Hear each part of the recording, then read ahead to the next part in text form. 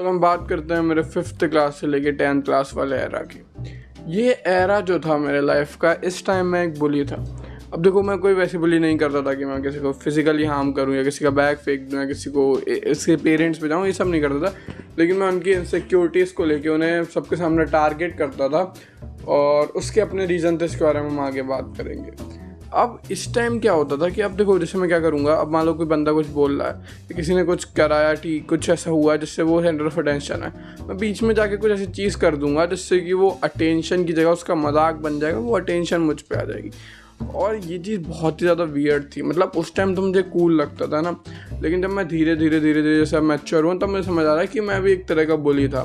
जैसे अभी इंटरनेट पे बुली करते हैं लोग, कोई कुछ भी पोस्ट करेगा उसके बारे में बुरा कमेंट करेंगे जस्ट टू वो खुद को सुपीरियर दिखा सके, मैं वही सेम चीज़ मैं करता था। भाई मैं तुम्हें अपनी स्टोरी एज अ बुली क्यों सुना रहा हूँ, इससे मैं तुम्हें 2 पर्सपेक्टिव देना चाहता हूँ। सबसे पहले मैं तुम्हें वो पर्सपेक्टिव दे रहा हूँ कि यार बुली की लाइफ कैसी होती है, उनका कैसा सिस्टम होता है, वो ऐसा क्यों करते हैं। दूसरी चीज़ मैं ये तुम्हें बताना चाह रहा हूँ कि अगर यार तुम्हारे साथ ऐसा हो रहा है तो तुम क्या करो जो फिर तुम्हारे साथ ऐसा ना हो, या अगर तुम कुछ ऐसा झेल रहे हो तो तुम उसे टैकल कैसे कर पाओ, तुम उससे कैसे हरा पाओ, तुम उससे कैसे आगे। सबसे पहले समझता है कोर रीज़न ऑफ बुलिंग। मेरा कोर रीज़न क्या था? देखो, मेरे कोर रीज़न थे, 2 चीज़ें थी मेन, सबसे 2 क्या 3 चीज़ें मेन थी मेरी सबसे ज़्यादा। देखो, कोर रीज़न में मेरी 3 चीज़ें मेन थी। पहली चीज़ थी इनसिक्योरिटी। मैं यार इनसिक्योर था खुद को लेके, और उसके बारे में भी इनसिक्योरिटी को डिटेल में कवर करेंगे। मैं इनसिक्योर था खुद को लेके। दूसरी चीज़, मुझे कूल लगता था। शुरू में मुझे लोग फ़नी कहते थे, टीचर्स भी हंसते थे, तो मुझे बहुत कूल लगता था। तीसरी चीज़ थी फैमिली ट्रॉमा। उस टाइम मेरी फैमिली में चीज़ें हालात सही नहीं चल रहे थे, काफ़ी चीज़ें हुई जिसके बारे में कभी और बात करेंगे। तो उस वजह से मेरे दिमाग में एक मेंटल ट्रॉमा था, और वो चीज़ें आके मेरी वो पर्सनैलिटी को शेप करा। उनने आके वो जैसे पॉटर के 2 हाथ होते हैं, वैसे वो 3 हाथ ने मिलकर मेरी ऐसी पर्सनैलिटी शेप करी। अब देखो यार, मैं इस बात को बताने के लिए तुम्हें क्रेडिबल क्यों। देखो भाई, सबसे पहले बात करते हैं। अब देखो यार, मैं पहले बुली था, मैंने तुम्हें बताया मैं कैसे बुली था। अब इंडिया में मेरी तरफ ऐसी बुली होती है, तो अगर तुम भी ऐसी बुली का सामना कर रहे हो तो यार मैं क्रेडिबल हूँ तुम्हें बताने के लिए कि भाई तुम इससे कैसे बच सकते हो, क्योंकि मैं भी पहले वही था। ये वैसे ही होगा कि ये शेर आके तुम्हें बचाए कि देख, अगर मेरे जैसा कोई शेर, मैं तो शेर सीधा हो गया हूँ, अगर कोई और शेर तुम पे शिकार करे तो उससे कैसे बचो। ठीक है, ये बहुत क्रेडिबल है, ये तुम्हारे काम ही आएगा आगे चल के। सबसे पहले मेरी इनसिक्योरिटी पे बात करते हैं। यार देखो, उस टाइम मुझे एक बहुत इनसिक्योरिटी थी, वो थी कि मैं बेस्ट नहीं था यार किसी चीज़ में। तो मेरी जो क्लास थी उसमें मैं स्टडीज़ में अच्छा था लेकिन बेस्ट नहीं था। मैं वो बंदा नहीं था जो टीचर सॉल्व करा और वो 2 मिनट में बच्चे आके नहीं हाथ खड़ा कर देते हैं, सर मेरा सॉल्व हो गया, फिर वो सेंटर ऑफ अटेंशन बन जाता है, इतनी जल्दी हो गया। टीचर भी पूछता अच्छा इतनी जल्दी हो गया। तो मैं वैसे कभी कूल नहीं था ना। मैं स्पोर्ट्स में अच्छा था लेकिन मैं कभी उतना अच्छा नहीं था कि भाई, मतलब मेरे उसमें बास्केटबॉल को कूल माना जाता था। तो बास्केटबॉल में मैं कभी इतना अच्छा नहीं था कि वही अकेली टीम को विन करवा दिया, तो बिल्कुल सेंटर ऑफ अटेंशन। मैं हर चीज़ में अच्छा था, है ना। मैं ये नहीं कह सकता, मैं ये नहीं कहूँगा मैं बुरा था। जो मेरे अगर कोई मित्र सुन रहा होगा वो भी ये बात बता सकता है, जैसे कि अक्षत वो दे सकता है नीचे कमेंट में। मैं किसी भी चीज़ में बहुत अच्छा नहीं था लेकिन मैं अच्छा था। मैं स्पीकिंग में अच्छा था। मैं मॉर्निंग के वो जो थॉट्स वगैरह होते हैं वो सब भी कर लेता था। मेरी टॉकिंग सेंस अच्छी थी, लेकिन मैं किसी चीज़ में एक्सेप्शनल नहीं था। मैं किसी चीज़ में सेंटर ऑफ अटेंशन बनने लायक नहीं था। इस वजह से मैंने ये वे अपनाया टू गेट अटेंशन। मैं जिस चीज़ में एक्सेप्शनल बना वो थी बुलिंग। मैंने बुलिंग को अपना रास्ता चुना अपने इनसिक्योरिटीज़ को छुपाने के लिए। मतलब मेरी इनसिक्योरिटी बहुत ज़्यादा बॉटम से थी, क्योंकि पहले मुझे लगता था कि ये कॉमन है, क्योंकि ये मैं अच्छा नहीं हूँ तो मुझे ऐसा होता है, लेकिन ऐसा नहीं है। अगर तुम अच्छे नहीं हो, तुम उस पर काम नहीं कर रहे तो मैं भी तुम्हें बुरा लगे, लेकिन अगर तुम उस पर काम भी कर रहे हो फिर भी तुम अच्छे नहीं हो, फिर भी तुम इनसिक्योर हो रहे हो, तो कोई ना कोई मेंटल प्रॉब्लम, कोई ना कोई चीज़ तुम्हारे अंदर है। मेरी शेपिंग में दूसरा सबसे बड़ा हाथ था, वो था फैमिली ड्रामा का।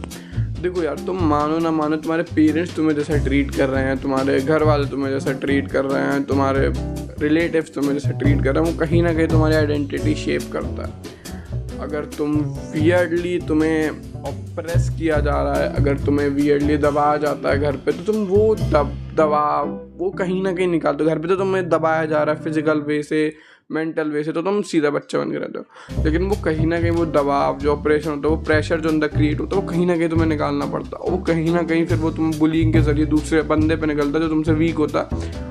और ये चीज़ बहुत ही ज़्यादा मेंटल, मतलब अब मैं जब इसके बारे में बात कर रहा हूँ तो ये चीज़ में इतनी वियर्ड लगती है कि मैंने भाई कितने सारे लोगों के साथ इतना ज़्यादा बुरा बोला उन्हें, मतलब उनकी इनसिक्योरिटीज़ को ट्रिगर करा, और वो चीज़ें जो वो चेंज नहीं कर सकते, उनकी हाइट या फिर वो जैसे मतलब बचपन में वेट हो गया और फेस हो गया और मतलब कुछ हैबिट्स हो गई, उन पे फालतू में ट्रिगर करा। मतलब ये सारी चीज़ें कितनी वियर्ड लग रही हैं, मतलब कितना बुरा लग रहा है मुझे।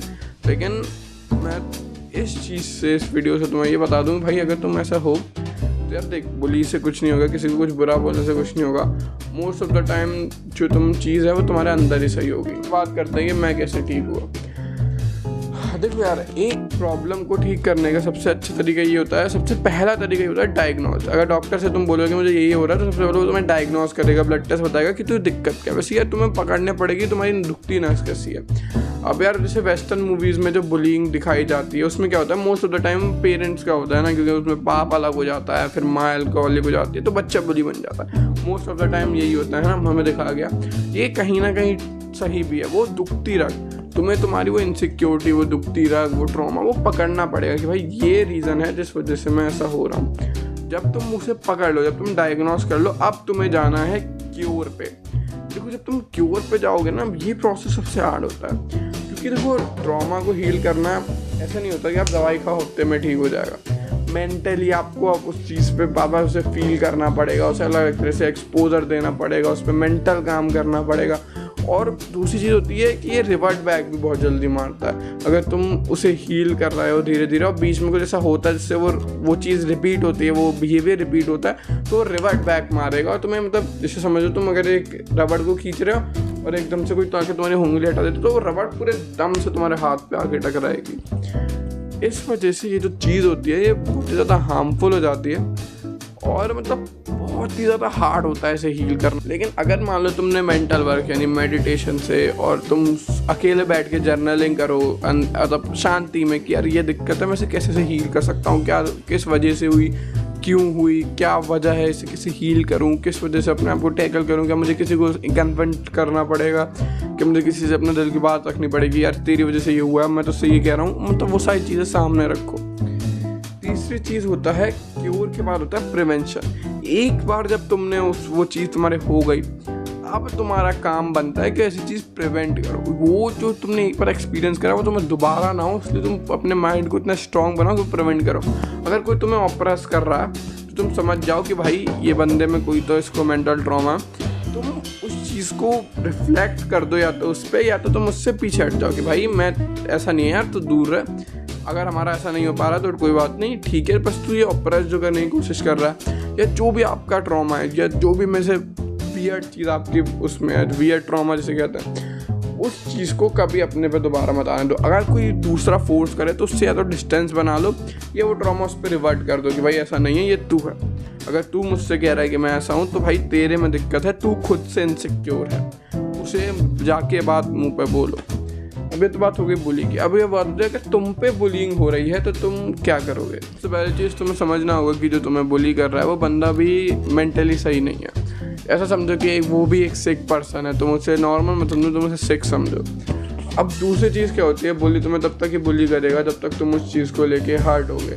अगर मैं तुझे छोटा कहूँ और तू छोटा कहने से हर्ट ना हो तो हाँ यार सही कह रहा है, तेरे से तो हाइट में छोटे हूँ पर कोई बात नहीं, क्या फ़र्क पड़ रहा है, कौन सा मुझे जाके पेड़ से जाके बॉलें निकालनी है लोगों की। तो फिर धीरे धीरे ये बहुत ग्रेजुअल होगा, वो तुम्हें डबल टारगेट करेगा, फिर ट्रिपल करेगा। वो अपना इनसिक्योरिटी देखेगा, जब वो इनसिक्योर और तुम इनसिक्योर नहीं हो रहे हो तो उसको मेंटली हर्ट होगा। और ये मैं सच बता रहा हूँ ना अपने एक्सपीरियंस से। लेकिन जब एक टाइम आएगा जब तुम उसे धीरे धीरे निगलेक्ट कर दोगे, हाँ यार ठीक है सही बात है, हाँ यार, फिर जब वो इतना हर्ट हो जाएगा कि अब उसे लगेगा कि नहीं यार इसे कहने का कोई फ़ायदा नहीं है, ये तो मान ही नहीं रहा है, मतलब ये वो हर्ट ही नहीं हो रहा है, ये इनसिक्योर ही नहीं हो रहा है, ये तो कुछ हो ही नहीं रहा है, तो फिर वो बुलिंग।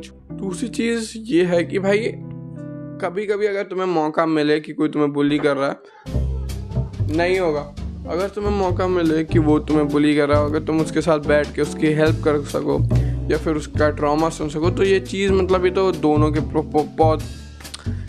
दोनों के पर्सपेक्टिव से ही पॉजिटिव होगी।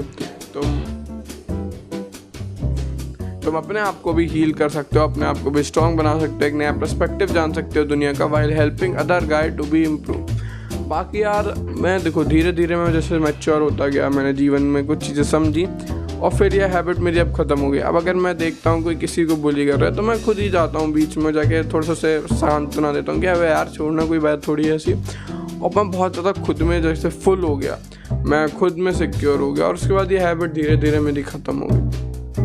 अब इसमें क्या है, अगर तुम बुली हो तो देखो यार टाइम लगेगा, धीरे धीरे कोशिश करो कि तुम किसी को बुरा मत बोलो, क्योंकि यार तुम अगर किसी को बुरा बोलोगे और तो अभी तो चलो अच्छा लग रहा है, ठीक है भाई तुम कूल बन जाते हो, लेकिन बाद में जाके जब तुम इसे फील करोगे तो you will feel your insecurity और यू विल फील बैड।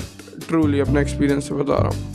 और अगर तुम में बुली हो रहा है तो अगर देखो यार, अगर बुली इस लेवल से निकल चुकी है कि भाई तुम अब इसे कंट्रोल नहीं कर पा रहे हो, मैं सच बता रहा हूँ एक टीनेजर है अपने पर्सपेक्टिव से कि यार अब तो मुझे पेरेंट्स, टीचर या किसी बड़े की इन्वॉल्वमेंट चाहिए, तो भाई करो, तुम्हारे फ्यूचर के लिए अच्छा है। लेकिन अगर तुम लग रहा है कि यार मैं बुली को कंट्रोल कर सकता हूँ, इतनी कोई बड़ी बात नहीं है, मैं इतना स्ट्रांग हूँ, मैं इतना सक्षम हूँ, तो प्लीज़ उस जैसे मैंने बताया उसे टैकल करो।